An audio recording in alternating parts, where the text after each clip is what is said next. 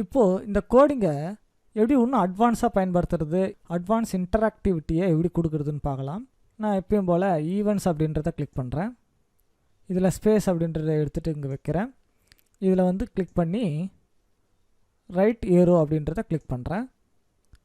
இங்கே வந்து மோஷன் அப்படின்றத கிளிக் பண்ணி இந்த மூவ் அப்படின்றத எடுத்துகிட்டு வந்து இதில் ஒரு 300 ஸ்டெப்ஸ் அப்படின்றத கொடுக்குறேன். இப்போ இதை கிளிக் பண்ணி பார்க்கலாம். பாருங்கள், இந்த பக் ஆனது இவ்வளோ தூரம் நகர்ந்துருக்கு. 300 ஸ்டெப்ஸ் ஆனது நகர்ந்துருக்கு. இது கூட இன்னும் சில ஆக்ஷன்ஸை நான் ஆட் பண்ண போகிறேன். அதுக்கு இங்கே ஆட் எக்ஸ்டென்ஷன் அப்படின்னு ஒரு ப்ளஸ் ஐக்கான் உங்களுக்கு தெரியுது இல்லையா, இந்த கோடிங் விண்டோவுக்கு கீழே இதை கிளிக் பண்ணுங்கள். இதில் பென் அப்படின்னு இருக்கு இல்லையா, இதை கிளிக் பண்ணி இந்த எக்ஸ்டென்ஷனை ஆட் பண்ணிக்கலாம். இதுமாரி நிறைய எக்ஸ்டென்ஷன் இது உள்ளாரே இருக்குது. இது ஒன்றுத்தையுமே நம்ம யூஸ் பண்ணி பயன்படுத்த முடியும். நம்மளுக்கு வந்து பார்த்திங்கன்னா இந்த வீடியோ சென்சிங் அப்படின்றதுக்கு வெப் கேமரா தேவைப்படுது. இந்த டெக்ஸ்ட் டு ஸ்பீச் அப்படின்றதுக்கு பார்த்திங்கன்னா உங்களுக்கு இன்டர்நெட் தேவைப்படுது. இங்கே வைஃபை அப்படின்ற ஆப்ஷனுங்க கொடுத்துருக்காங்க, ஐக்கான் கொடுத்துருக்காங்க. இங்கே டிரான்ஸ்லேட் அப்படின்னு இருக்குது, இதுக்கும் வந்து வைஃபை தேவைப்படுது. சிலதுக்கு வந்து பார்த்திங்கன்னா ப்ளூடூத் வந்து வைஃபை ரெண்டுமே தேவைப்படுது. இது லெகோ மென்ஸ்டாம் அப்படின்ற கேஜெட்ஸை ஆட் பண்ணி ஒர்க் பண்ணுறதுக்கான கோடிங்கு. ஒவ்வொரு கோடிங்கும் இப்படி இருக்குது. நம்மளுக்கு இப்போ தேவையானது இந்த பென் கோடிங். இதை பென் கோடிங்கை நான் கிளிக் பண்ணி ஆட் பண்ணிக்கிறேன். ஆட் ஆகிடுச்சு, புரியுதுங்களா? இப்போது இந்த பென்ன்றதை கிளிக் பண்ணிக்கிறேன். இதில் பென் டவுன் அப்படின்னு இருக்கு இல்லையா, அந்த ஸ்கிரிப்ட் எடுத்துகிட்டு வந்து விடுறேன். பென் டவுன்னா பேனாவை கீழே வை அப்படின்னு அர்த்தம். இப்போ ரைட் ஏரோ கிளிக் பண்ணி பார்க்கலாம். இந்த பக் ஆனது மூவ் ஆகிருக்கு பாருங்கள். இப்போ இந்த பக் ஆனது மூவ் ஆகும்போது பார்த்தீங்கன்னா உங்களுக்கு பேக் சைடில் ஒரு லைனை க்ரியேட் பண்ணிகிட்டே போயிருக்கு, அதாவது ஒரு லைனை ட்ராப் பண்ணிக்கிட்டே போயிருக்கு. இப்போ இந்த கோடிங் பேக்கை ரைட் கிளிக் பண்ணி டூப்ளிகேட் எடுத்துருக்கேன்.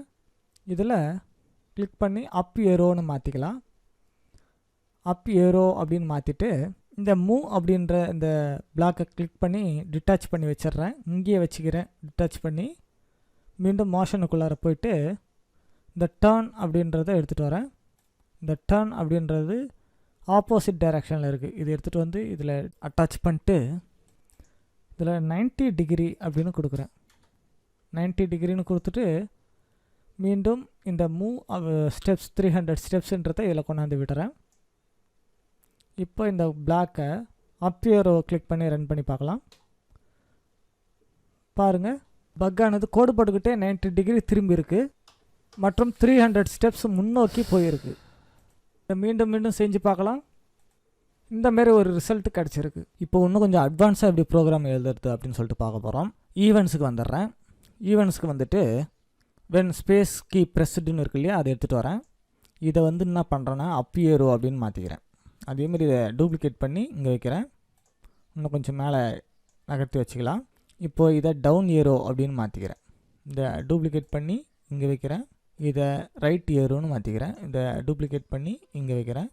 இதை லெஃப்ட் ஏரோ அப்படின்னு மாற்றிக்கிறேன். இப்போ 4 ஏரோ நான் வந்து கிளிக் பண்ண இந்த லேடி பக் ஆனது அந்த டைரெக்ஷனில் திரும்பணும் அப்படின்னு நினைக்கிறேன். இப்போது அதுக்காக மீண்டும் மோஷனுக்கு போயிடுறேன். மோஷனுக்கு போயிட்டு நம்ம இங்கே turn 15 degree, turn opposite turn 15 டிகிரிலாம் யூஸ் பண்ணியாச்சு இல்லையா. இப்போ பாயிண்ட் இன் டைரக்ஷன் அப்படின்றத யூஸ் பண்ண போகிறோம். பாயிண்ட் இன் டைரக்ஷனை எடுத்துகிட்டு வந்து இங்கே வைக்கிறேன். பாயிண்ட் இன் டைரக்ஷன் அப்படின்னா அந்த சைடை திரும்பி பார்க்க சொல்கிறோம் அந்த லேடி பக்கை.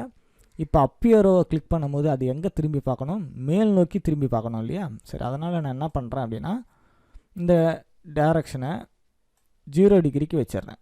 அதாவது இந்த அம்புக்குறியை மேல் நோக்கி வைக்கிறேன். இந்த அம்புக்குறியை மேல் நோக்கி வைக்கும் போது என்ன ஆகும் அப்படின்னா இந்த லேடி பக் ஆனது மேல் நோக்கி திரும்பும். இப்போ இதை கிளிக் பண்ணி பாருங்கள் மேல் நோக்கி திரும்பிடுச்சு. இதை டூப்ளிகேட் பண்ணி இங்கே வைக்கிறேன். மீண்டும் இதை கிளிக் பண்ணுறேன். இப்போ டவுன் ஏரோ கிளிக் பண்ணும்போது என்ன ஆகும் அப்படின்னா, அதாவது நம்ம கிளிக் பண்ணுற ஏரோ டவுன் ஏரோ அது கீழ் நோக்கி திரும்பணும். அதனால் கீழ் நோக்கி திரும்பணுன்றதுக்காக இந்த அம்புக்குறி இங்கே வைக்கிறேன். 180 டிகிரி அப்படின்னு வந்துருச்சு. இப்போ இது கிளிக் பண்ணி பார்க்கலாம். இப்போ பாருங்கள், டவுன் ஏரோ கிளிக் பண்ணும்போது 180 டிகிரிக்கு அது கீழ் நோக்கி பார்க்குது. சரி, மீண்டும் இதை காப்பி பண்ணி இங்கே வைக்கிறேன். மீண்டும் இது ரைட்ஸ் ஏரோவை கிளிக் பண்ணும்போது பழையபடி மாறிடணும் அப்படின்னு நினைக்கிறேன். ரைட் சைடு இந்த ஏரோவை கொண்டு போய் வச்சிட்டோம் அப்படின்னாக்கா 90 டிகிரி ஏற்கனவே இருந்த பொசிஷனுக்கு இந்த லேடி பக் ஆனது இப்போ மாறிடுச்சு. இப்போ மீண்டும் டூப்ளிகேட் இங்கே வைக்கிறேன். இப்போ பாயிண்ட் இன் டைரக்ஷன் அப்படின்னு இருக்குல்ல, இந்த இடத்துல இப்போது இங்கே வைக்கிறேன். அதாவது -90 டிகிரி. இப்போ இதுக்கு ஆப்போசிட் சைடு இது திரும்பணும் அப்படின்னு சொல்லிட்டு இங்கே வைக்கிறோம். இந்த ஏரோ மார்க்கும் பாருங்கள், லெஃப்ட் ஏரோ மாரி உங்களுக்கு தெரியுது. இந்த ஏரோ மார்க்கை வச்சு நீங்கள் ஈஸியாக வைக்கலாம். இப்போ இதை கிளிக் பண்ணி பாருங்கள். இப்போது 4 கீயும் நான் கீபோர்ட்லேருந்து ப்ரெஸ் பண்ணுறேன். கீபோர்டில் ஒவ்வொன்றுத்தையும் நான் ப்ரெஸ் பண்ணும் போதும் அந்த டைரக்ஷனுக்கு லேடி பக் ஆனது திரும்புது. இப்போ என்ன பண்ண போகிறேன் அப்படின்னு பார்த்தீங்கன்னா, இந்த லேடி பக்கு இப்போ பழையபடி மூவ் ஆகும் போது கலர் வரையணும்.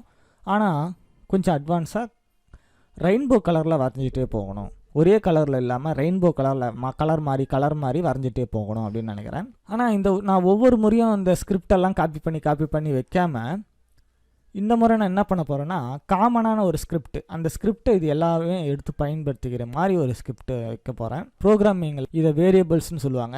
குளோபல் வேரியபிளை க்ரியேட் பண்ணிட்டாக்கா அதில் இருக்கக்கூடிய ஃபங்க்ஷனுக்கு எல்லாமே நம்ம வந்து அந்த வேரியபிளை எடுத்து பயன்படுத்த முடியும். இதுக்கு பேர் குளோபல் வேரியபிள்னு சொல்லுவாங்க ப்ரோக்ராமிங்கில். சரி, அப்படி ஒரு வேரியபிளை ஒன்று க்ரியேட் பண்ண போகிறோம். அதுக்கு வந்து மீண்டும் ஈவெண்ட்ஸ்க்கு வந்துடுறேன். இங்கே வந்து பார்த்தீங்கன்னா ப்ராட்காஸ்ட் அப்படின்னு ஒரு மெசேஜ் இருக்கு இல்லையா, இதை கிளிக் பண்ணி இங்கே எடுத்துகிட்டு வந்து விடுங்க. இப்போ உங்கள் ப்ராட்காஸ்ட் மெசேஜ் 1 அப்படின்னு இருக்குது. இது மெசேஜ் 1ன்றது ஆல்ரெடி இதில் இருக்கிற டிஃபால்ட்டு நேமு. இப்போ இதுக்கு வேணும்னா புது நேம் நாம் கொடுத்துக்கலாம். புது நேம் நான் கொடுத்துக்கணும்னு நினைக்கிறேன். இப்போ இதை கிளிக் பண்ணுறேன். புது நேம் பார்த்தீங்கன்னா டன் டர்னிங்னு கொடுக்குறேன். ஓகே கொடுத்துட்றேன். இப்போ பார்த்தீங்கன்னா அந்த ப்ராட்காஸ்ட் டன் டர்னிங்னு மாறிடுச்சு. இப்போது இதை காப்பி பண்ணி நான் எல்லாத்துக்கும் வைக்க போகிறேன். டூப்ளிகேட் பண்ணி இங்கே வைக்கிறேன். டூப்ளிகேட் பண்ணி இங்கே வைக்கிறேன். டூப்ளிகேட் பண்ணி இங்கே வைக்கிறேன். சரி, இந்த மெசேஜை நான் ரிசீவ் பண்ண போகிறேன். அதாவது இது மெசேஜை சென்ட் பண்ண போது இந்த வேரியபிள், இந்த மெசேஜை இப்போ நான் ரிசீவ் பண்ண போகிறேன். பாருங்கள், இந்த வென் ஐ ரிசீவ் மெசேஜ் அப்படின்னு கோட் பிளாக்கில் ஒரு கோடு இருக்கு இல்லையா, இந்த கோட் பிளாக்லேருந்து இது எடுத்துகிட்டு வரேன். வென் ஐ ரிசீவ் மெசேஜ் அப்படின்னு இருக்கு இல்லையா, இப்போது இந்த இடத்துல நான் மெசேஜ் 1 அப்படின்னு இருக்கு இல்லையா, இதை கிளிக் பண்ணுறேன். இப்போ நாம் உருவாக்கின டன் டர்னிங் அப்படின்னு இங்கே மெசேஜ் காட்டுது, உங்களுக்கு தெரியுதா? சரி, இப்போ இதை கிளிக் பண்ணுறேன். இப்போது இந்த இடத்துல வந்து பாயிண்ட் இன் டைரக்ஷன் மாறின உடனே இங்கே மெசேஜ் வந்துடும். இந்த மெசேஜுக்கு ஏற்ற மாதிரி இங்கே கொடுக்குற ஈவெண்ட்டு தான் இப்போ இதுக்கு நடக்க போகுது. இப்போ நான் என்ன பண்ண போகிறேன் அப்படின்னாக்கா, ஆட் எக்ஸ்டென்ஷனை கிளிக் பண்ணுறேன். இதில் வந்து எக்ஸ்டென்ஷன் பென்னை வந்து ஆட் பண்ணுறேன். இப்போ எனக்கு பென் வந்துடுச்சு இல்லையா, பென் டவுன் இருக்கு இல்லையா, அந்த கோடிங் எடுத்துகிட்டு வந்து வைக்கிறேன். பென் டவுன் அப்படின்னாக்கா பேனாவை கீழே வையின்னு அர்த்தம். இந்த பென் டவுன் ஸ்கிரிப்டை நம்ம ஏற்கனவே பார்த்தோம் இல்லையா, பென் டவுன்னு கொடுத்தோம்னா இந்த லேடி பக் ஆனது எந்த டைரக்ஷனுக்கு போதோ அந்த டைரக்ஷனில் நம்மளுக்கு கோடு போட்டுக்கிட்டே போகும் இல்லையா. எந்த கலரில் கோடு போடணும் அப்படின்னு சொல்லிட்டு பார்த்தோம். போன முறை ஒரே கலரில் கோடு போட்டுட்டு போயிடுச்சு. ஆனால் இந்த முறை நம்ம என்ன பண்ண போகிறோம் அப்படின்னு பார்த்தீங்கன்னா, ரெயின்போ கலரில் கோடு போட வைக்க போகிறோம் இந்த பக்கை. அதனால் கொஞ்சம் கொஞ்சமாக கலரை மாற்றணும்னு நினைக்கிறேன். சேஞ்ச் பென் கலர் பை 10 அப்படின்னு இருக்குது. அதாவது ஒவ்வொரு கலருக்கும் ஒரு கலர் கோடிங் இருக்குது. இது எடுத்துகிட்டு வந்து இங்கே வைக்கிறேன். சேஞ்ச் பென் கலர் பை 10ன்னு இருக்குது. இதில் இப்போ கலர்னு இருக்குது, அதை கிளிக் பண்ணுறேன். சேச்சுரேஷனை மாற்றணுமா, பிரைட்னஸை சேஞ்ச் பண்ணணுமா, டிரான்ஸ்பரன்சி லெவலை குறைக்கணுமான்னு கேட்குது. அதாவது கோடு போட்டுக்கிட்டே போயிட்டு கோடு மறைஞ்சிரும். டிரான்ஸ்பரன்சியாக நம்ம கிளிக் பண்ணோம்னா, பிரைட்னஸை கிளிக் பண்ணோம்னா பிரைட்னஸ் குறைஞ்சிக்கிட்டே போயிடும். சேச்சுரேஷன் கிளிக் பண்ணோம்னா சேச்சுரேஷன் குறைஞ்சிட்டே போயிடும். நம்ம கலரையே மாற்றணுன்றதுனால இதில் கலர்னே விட்டுறலாம். ஃபஸ்ட்டு இங்கே பாருங்கள், இது வந்து வயலட் கலரில் இருக்குது. இப்போது நான் இப்போ லேடி பக்கை திரும்புது. இப்போ டைரக்ஷனில் திரும்புது இல்லையா, ஆனால் அந்த பென்ன்றது மூவ் ஆகும் போது தான் வரையும். சரி, அதனால் நான் என்ன பண்ணுறேன்னா, மீண்டும் மோஷன் போயிட்டு இங்கே வந்து மூவ் 10 ஸ்டெப் அப்படின்றத எடுத்துகிட்டு வரேன். மூவ் 10 ஸ்டெப் அப்படின்றத எடுத்துகிட்டு வந்துட்டு இந்த 10 ஸ்டெப் அப்படின்றத ஒரு 25 ஸ்டெப்ஸ் அப்படின்னு மாற்றிக்கிறேன். இப்போது தப்பாக வரைஞ்சிச்சின்னா அதை கிளியர் பண்ணணும்னு நினைக்கிறேன். சரி, அதனால் மீண்டும் ஈவெண்ட்டுக்கு வந்துடுறேன். வென் கீ ப்ரெஸ்டு அப்படின்னு இருக்கு இல்லையா, இது எடுத்துகிட்டு வந்துடுறேன். வென் ஸ்பேஸ் கீ ப்ரெஸ்டு, இதில் வந்து சிஏ செலக்ட் பண்ணிக்கிறேன். சி அப்படின்னா கிளியர் அப்படின்னு அர்த்தம். இப்போ இந்த கோடெல்லாம் தப்பாக வரைஞ்சிச்சின்னா நம்ம கிளியர் பண்ணணும்னு நினைக்கிறேன். அதனால் சி எடுத்துகிட்டு வந்துட்டேன். இப்போ பென் அப்படின்றத கிளிக் பண்ணுறேன். இந்த பெனில் பார்த்தீங்கன்னா எரேஸ் ஆல் அப்படின்னு இருக்குது. இப்போ தப்பாக வரைஞ்சிச்சு அப்படின்னாக்கா நம்ம எரேஸ் பண்ண போகிறோம். அதனால் இங்கே எரேஸ் ஆல் அப்படின்றத எடுத்துகிட்டு வந்து இங்கே விடுறேன். இப்போ எரேஸ் ஆல் விட்ட உடனே இங்கே சி கீயை ப்ரெஸ் பண்ண உடனே என்ன ஆகுதுன்னு நடக்குதுன்னு பாருங்கள். கீபோர்டில் இப்போ சியை ப்ரெஸ் பண்ண போகிறேன், எல்லாமே டெலீட் ஆகிடுச்சு. இதுமாரி இந்த சி கீ தான் கிடையாது, நீங்கள் எந்த கீ வேணாலும் எந்த ஈவெண்ட்டுக்கு வேணாலும் நம்ம செட் பண்ண முடியும், எந்த கோடிங்க்கு வேணாலும் எந்த கீ வேணாலும் செட் பண்ண முடியும்.